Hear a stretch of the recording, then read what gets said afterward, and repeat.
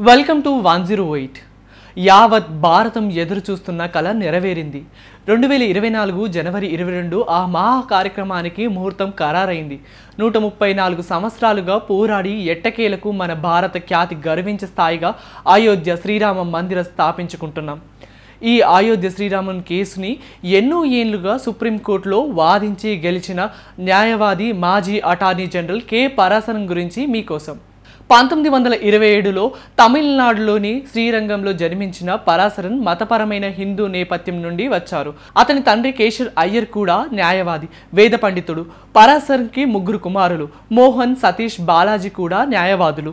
Mohan Parasaran UPA 2 పాలనలో కొంతకాలం solicitor జనరల్గా పనిచేశారు. కుటుంబంలోని 4వ తరం కూడా బార్ కౌన్సిల్లో చేరింది.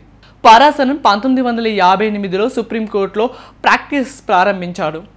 ఎమర్జెన్సీ సమయంలో అతను తమిళనాడు అడ్వకేట్ జనరల్గా పనిచేశాడు మరియు 1980లో భారత సొలిసిటర్ జనరల్గా నియమితులయ్యారు.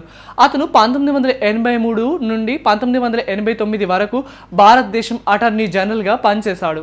శబరిమల కేసులో అయ్యప్ప ఆలయంలోకి ఋతుక్రమంలో ఉన్న మహిళలు ప్రవేశంపై నిషేధాన్ని సమర్థించేందుకు నాయర్ సర్వీస్ సొసైటీకి కూడా ఆయన హాజరయ్యారు. అయితే ఆయన వాదనలకు వ్యతిరేకంగా 5 సభ్యుల సుప్రీంకోర్టు ధర్మాసనం మహిళలకు ప్రవేశాన్ని అనుమతించింది.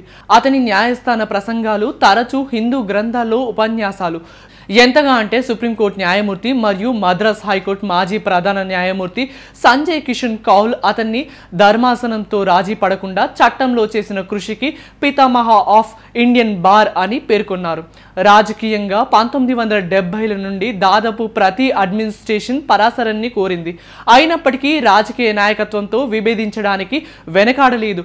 1985లో సొలిసిటర్ జనరల్ ఆఫ్ ఇండియాగా ఇండియన్ ఎక్స్ప్రెస్ భవనాన్ని కూల్చివేయడానికి జారీ చేసిన షోకాజ్ నోటీసును చట్టబద్ధంగా అసమర్థమైనదని కాబట్టి దానిపై చర్యలు తీసుకోవద్దని ప్రభుత్వానికి సూచించారు.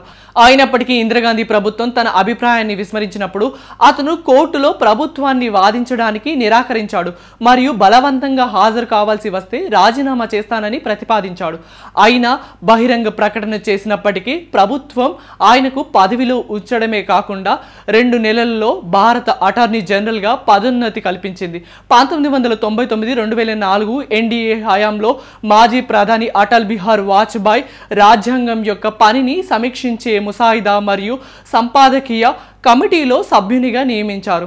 గత కాంగ్రెస్ ప్రభుత్వం ఆయనకు పద్మభూషణ్ అవార్డు కూడా ఇచ్చింది. వరుసగా వచ్చిన UPA ప్రభుత్వం ఆయనను పద్మవిభూషణ్తో సత్కరించింది మరియు రాజ్యసభకు కూడా నామినేట్ చేసింది. 2016 నుండి పరాశరన్ కోర్టుకు హాజరు కావడం చాలా అరుదు. ఆ తరువాత ఆయన కేవలం 2 కేసులు మాత్రమే ఎంచుకున్నారు: శబరిమల కేసు మరియు అయోధ్య వివాదము. ఇప్పుడు అయోధ్య రామమందిరం కేసులో విజయం సాధించి హిందూ పార్టీల కోసం అయోధ్య భూ వివాదం కేసుపై విజయవంతంగా పోరాడిన సుప్రీంకోర్టు సీనియర్ న్యాయవాది మరియు భారత మాజీ అటార్నీ జనరల్ కె పరాశరన్ రామజన్మభూమి తీర్థక్షేత్ర ట్రస్ట్ మొదటి ట్రస్టీగా నియమించారు. 97 ఏళ్ల వృద్ధుడు పరాశరన్ న్యూఢిల్లీలోని తన R20 గ్రేట్ కైలాష్ పార్ట్ 1 నివాసంలో ట్రస్ట్ యొక్క రిజిస్టర్ కార్యాలయాన్ని కూడా నిర్వహిస్తాడు.